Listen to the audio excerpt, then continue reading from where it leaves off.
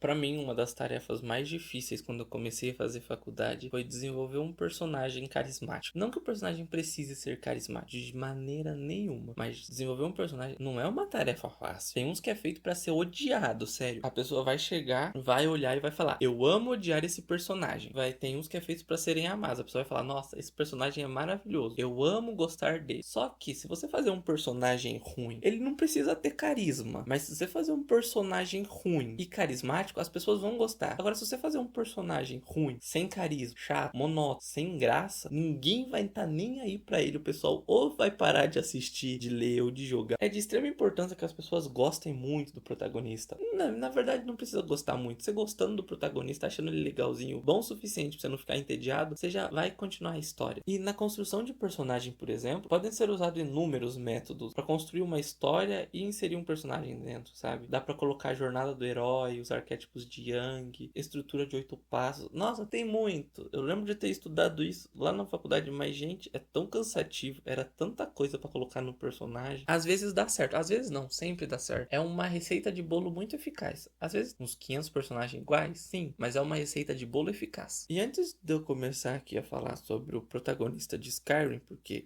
esse vai ser o assunto do vídeo, o desenvolvimento de um protagonista. Eu já falei sobre Darksiders, eu já falei sobre God of War. Agora eu quero Skyrim, que eu gosto desse RPG. Particularmente é um RPG muito bom. Eu queria te pedir uma inscriçãozinha, se possível. Seguindo agora pro vídeo, Skyrim é, como eu já disse, um RPG. E se você já jogou um RPG de mesa, lá com o pessoal fantasiado e tudo mais, é um passado nerd que a gente tem por aí, né? Você sabe como funciona. E é divertido. Cada um interpreta ali o seu papel. Basicamente é você num mundo de fantasia, então não tem como não gostar. Às vezes duram horas, sim, às vezes duram horas, mas é muito bom. Às vezes duram dias, meses, vocês entenderam. E Skyrim é um RPG maravilhoso. Obviamente que um RPG digital para um RPG de mesa tem uma enorme diferença. Primeiro, você não tá exatamente ali sendo você está limitado às opções que o jogo te dá. Mas para contexto, em Skyrim você vai criar sua raça, o que é normal em RPGs, em todos os RPGs que eu já joguei. É como se fosse a sua ficha de personagem. Os atributos você vai definindo durante o jogo mesmo. E você é meio que alguma coisa que tá para ser executado. Aí chega um dragão e ele salva você. Ele salva bem entre aspas, tá? Porque esse dragão é o chefe final do jogo. No começo, Skyrim ele segue um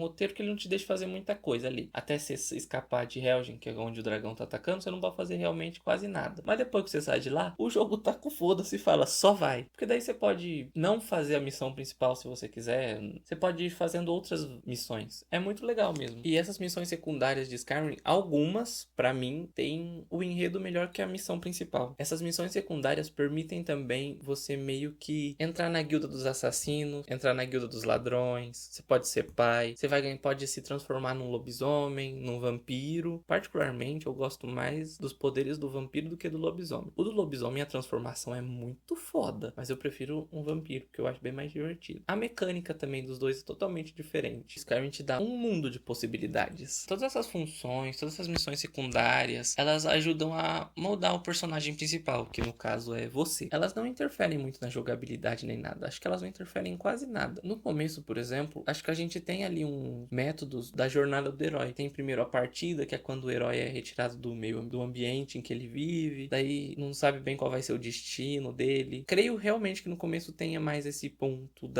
esse método da jornada do herói. Nesse começo que você mata o dragão, na verdade bem lá pra frente, onde você mata o primeiro dragão, daí o poder do dragão sai dele, vai pra você, chega alguém falando que talvez você seja o Dragonborn, ou como diz Eric Cartman, o nascido do dragão. Pelas opções de diálogo que o jogo te dá nesse momento, dá pra perceber que você pode ou ter dúvida de quem você é, ou saber exatamente quem você é. Ele te dá essas opções de diálogo várias vezes, quando você conversa primeiro com o soldadinho e depois quando você conversa com o Yar ou Jar. Eu não sei falar nomes nórdicos, quero deixar isso bem claro. E essas escolhas vão moldando a personalidade do seu personagem. Elas moldam mais pra você do que pro jogo em si, porque pro jogo não faz nenhuma diferença. E o protagonista só vai ter certeza de que ele é o Dragonborn quando ele encontra com os Greybirds. Lembra que eu falei de arquétipos? Eu acho que eu falei de arquétipos. No vídeo anterior eu falei sobre o arquétipo, acho que do Eidard, que é um construtor lá de Darksiders 2. O arquétipo dele é de mestre. E o mesmo aqui vale para os Greybirds. Eles têm esse arquétipo mais de mentor. Os arquétipos eles foram introduzidos por Carl Jung.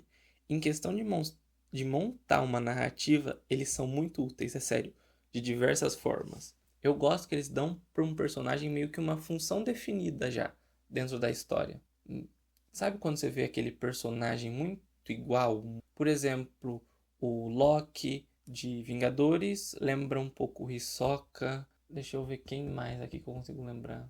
Vou pensar por muito tempo, mas basicamente esses dois têm o mesmo arquétipo, que é o Trickster, o Coringa, sabe? O brincalhão, o Joker, o palhaço. Ele é um personagem que provoca e desafia mudança, desafia normas. É um personagem que desafia normas e provoca ali uma certa mudança, entende? Sem constar que esse tipo de personagem geralmente ele é construído de uma maneira muito carismática. Às vezes de uma maneira assustadora, mas às vezes muito carismática. E esse é meio que o papel dos Greybirds, é guiar o protagonista nessa jornada dele. Eles dão as ferramentas necessárias para conseguir seguir em frente.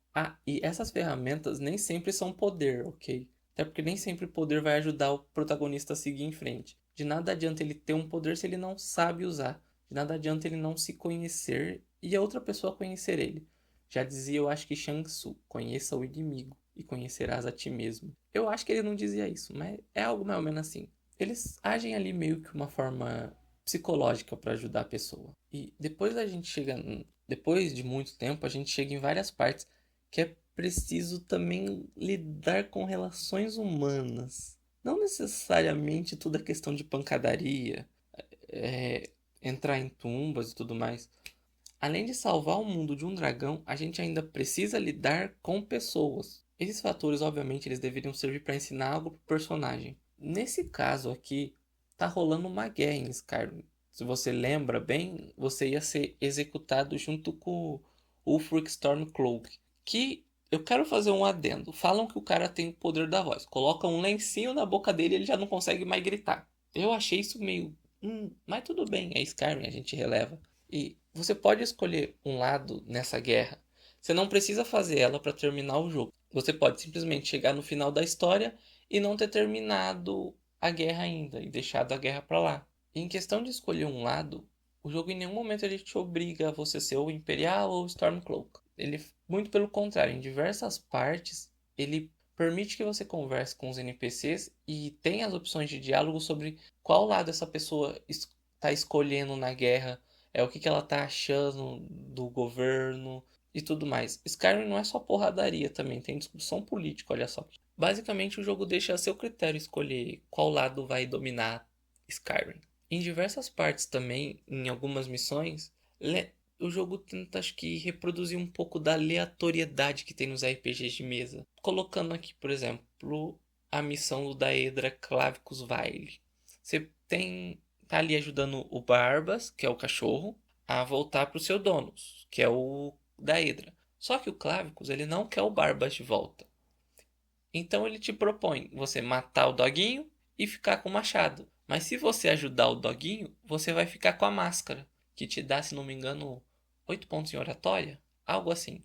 E essas escolhas moldam meio que o seu personagem. Mas pra mim, elas dizem mais sobre o jogador do que o personagem em si. Porque é isso que The Elder Scrolls V se propõe a ser, um RPG. E ele é um bom RPG. Então, você tá ali, o personagem ele parece assim meio não sem personalidade, porque ele tem a personalidade dele. Mas ele parece ali assim meio que escrito por cima, porque você é a personalidade do Dragonborn. Você é o protagonista da história.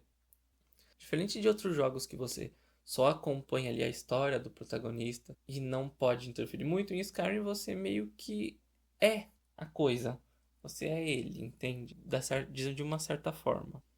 Eu tô querendo dizer que o caráter dele, o arquétipo dele dentro do roteiro, a espécie, a personalidade dele é só um reflexo do jogador. Esse é um dos pontos que eu mais gosto em The Elder Scrolls. Ele deixa ser quem você quiser no mundo de fantasia. Para mim é assim o jogo que mais se assemelha a um RPG. Talvez em segundo lugar, acho que Baldur's Gate fica em primeiro. Mas isso não vem ao caso agora. A questão é um jogo muito bom. Então, em questão de analisar o personagem principal, eu não tenho muito o que falar, porque vai de cada um que está jogando The Elder Scrolls. Muito obrigado por ter assistido até aqui. Considera deixar um like e assistir um outro vídeo se você caiu aqui de paraquedas.